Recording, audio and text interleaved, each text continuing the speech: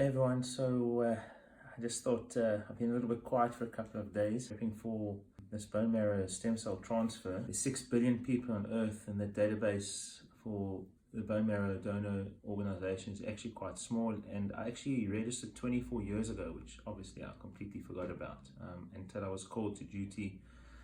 And obviously without hesitation I was absolutely willing to help. So the process is pretty non-invasive. It's not that they stick a needle into the thigh much anymore. Most of the people do something which is called a peripheral blood stem cell transfer, and that requires a prep beforehand. And the preparation work is as simple as follows. I inject myself for about 5 days with a substance which triggers white cell production in my blood. If you want to understand in-depth physiology, basically the body's capable of producing millions of red blood cells every second, and probably in the area of about 120,000 white blood cells per second.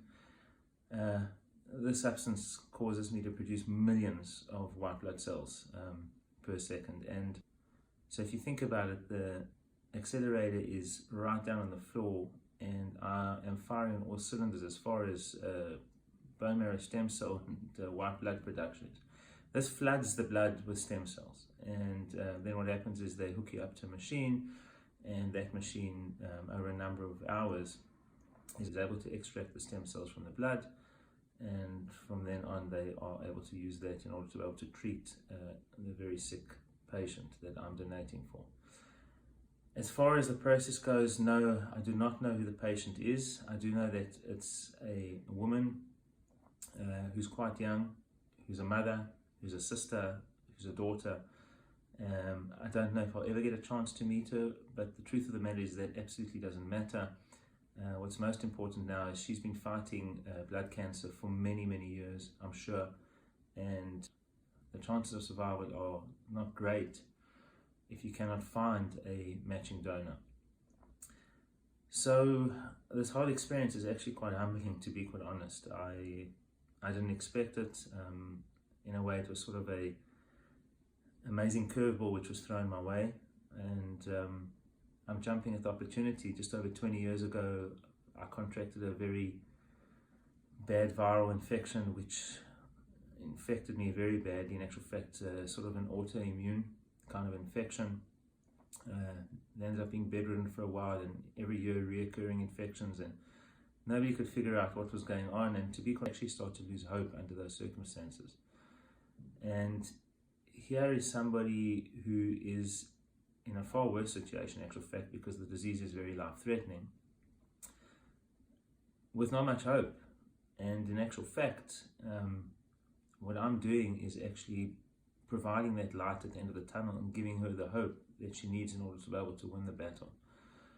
So I'm sure right now I can only imagine the emotions that that family must be going through, knowing that they found a match and that the donor, myself, is actually willing to donate. I think, and I've heard stories from many people since I created that post a couple of days ago, they couldn't find matching donors. They lost their siblings or lost their parents or children, and it's a very, very sad situation. I'll keep you in the loop as the process goes along.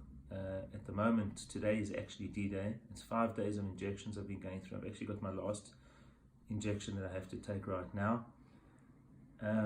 What do the injections do? They create, well, the doctor said to me, you're going to be in a lot of pain and you should go and buy painkillers and that. And I'm like, I don't like painkillers, I'll be fine. I injected on day one, I was absolutely fine.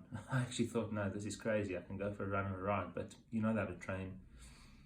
On day 2 injections, I felt absolutely fine again. I was like, okay, this isn't bad at all. Maybe I'm not going to feel any side effects.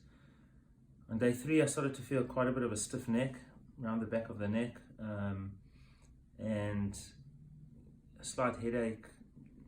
You think that maybe it's something other than the injections, but in actual fact, as the day wore on, I could feel it started to get worse. And then I realized this is one of the side effects for sure. I tried to walk to some friends on Saturday evening, and I could feel now that there was tenderness in the glute area, around the hip area, and right down the lower back as well. And then I woke woke up yesterday morning and I was in pain. Different pain because in actual fact it's quite deep in the bones. Don't actually understand sort of where it's coming from. It seems to be all over.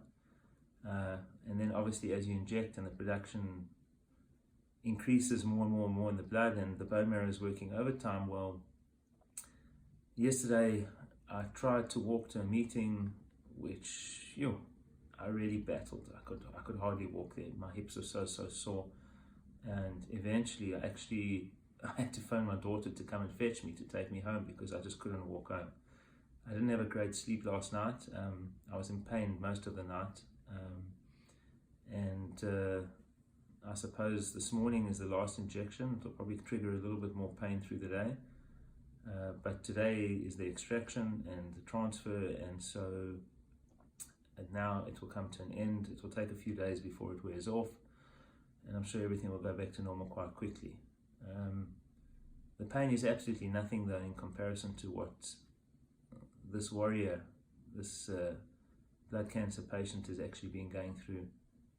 In actual fact, I'm sure that the pain that she's been experiencing and her family's been experiencing is on a different level. And